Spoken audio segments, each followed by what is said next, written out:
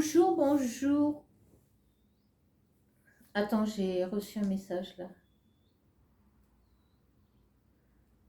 Arrête de méditer, ça sert à rien. C'est c'est un message de mon coach là qui me dit d'arrêter de méditer parce que ça sert à rien. Putain, il y a un truc. J'ai un peu de mal là parce que ça fait des années que j'essaie de méditer. J'y arrive plus ou moins d'ailleurs.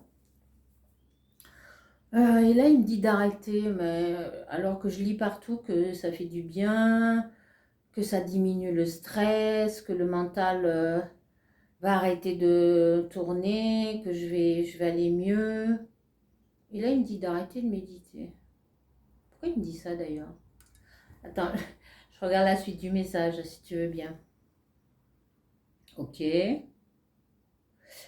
Ah, en fait, il est en train de m'expliquer que la méditation, c'est pas ce qu'on croit en fait. La méditation, c'est pas empêcher le mental de tourner, c'est pas ne pas avoir de pensée en fait. Ouais, c'est vrai que moi en fait j'y arrive jamais. Depuis le temps que j'essaye, j'ai toujours des pensées quand je médite. Donc c'est vachement décourageant. Tu te dis que c'est pas pour. Enfin, je me suis dit un nombre de fois que c'était pas pour moi, quoi, que j'y arriverais jamais. Et donc là, en fait, il est en train de m'expliquer que bah, c'est normal d'avoir des pensées. C'est juste que il faut pas les nourrir, il faut pas s'y accrocher. D'accord. Waouh. Bah ça me rassure un peu donc de me dire que en fait je peux continuer à méditer parce que j'ai des pensées et que je vais pas m'y accrocher. D'accord. Ah, il dit un autre truc là qui est super intéressant, c'est que il faut pas forcément être dans une posture. Bah, moi j'ai acheté un zafou, je me suis mise un tapis, j'ai même aménagé une salle exprès pour ça. Puis je me dis qu'il faut être en position yogi. Bah d'ailleurs, depuis que je me suis mise ma prothèse, là, c'est un peu compliqué, hein. Donc en fait, je peux m'asseoir sur une chaise, même être dans mon lit, waouh, ou même dans un hamac. Waouh, et ça change tout ce truc-là, tu vois. Je peux même méditer en marchant, en faisant la vaisselle, en faisant le ménage. Ouais, ça sera plus cool d'ailleurs de faire le ménage en méditant, hein, parce que le ménage, j'avoue que c'est pas très mon kiff, quoi. Donc, c'est en train de me donner de nouvelles ouvertures et de nouvelles perspectives. Ouais. Ça me permet de imaginer la méditation sous un tout autre angle, tu vois, beaucoup moins sérieux, strict. Ouais, il faut vraiment être dans des postures. Ah! Et là, il parle aussi de la durée, qu'on n'est pas. C'est pas obligé que ça soit une heure et demie, tu vois, hein. Ouais. 10 minutes, 15 minutes. L'idée étant de méditer régulièrement. D'accord. Waouh, là il entre dans un truc un peu plus technique. Tu vois, il me parle des ondes cérébrales. En fait, il m'explique que on a cinq types de ondes cérébrales dans le cerveau. Là, notre cerveau humain fonctionne comme ça.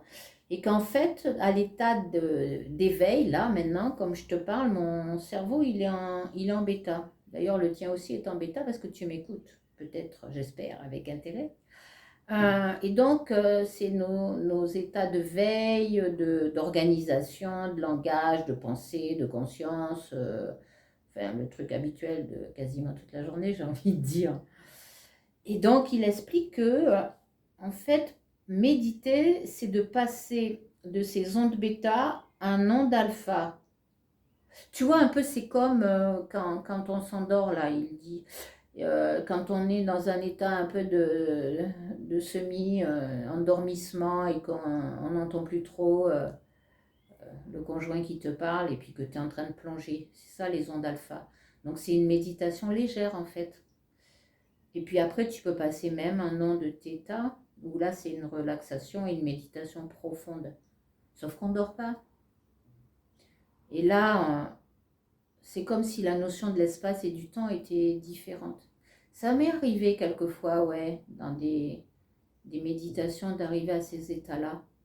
Je crois que c'est ce qu'on appelle les états modifiés de conscience. Mais je t'en parlerai sur une autre vidéo. Parce que ça, j'ai expérimenté pendant 3 ans de formation avec ma première formatrice, là, Catherine, Henri Plessier. Ok. Donc pour résumer, cette histoire de méditation, en fait, il n'était pas en train de me dire d'arrêter de méditer, il était en train de me dire arrête de méditer de la manière dont tu fais. Et puis surtout, arrête d'avoir des attentes, de croire qu'il faut bien méditer, que tu vas être relaxé. Ça ne marche pas à tous les coups. Je suis Catherine Chéry, coach en neurosciences et en intelligence émotionnelle. Et en fait, je vais te dire la vraie vérité, je médite tous les jours. Surtout depuis que j'ai lâché prise sur le fait que il faut bien méditer dans une posture particulière, à des heures particulières, dans des endroits particuliers. Aujourd'hui, je médite, j'ai envie de dire, selon l'humeur.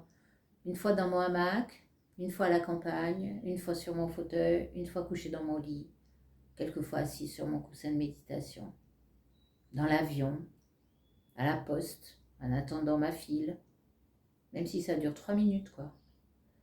Et du coup, depuis que je fais ça, je suis beaucoup plus calme. Effectivement, je ressens les bienfaits de la méditation, le calme intérieur. Mon stress a diminué.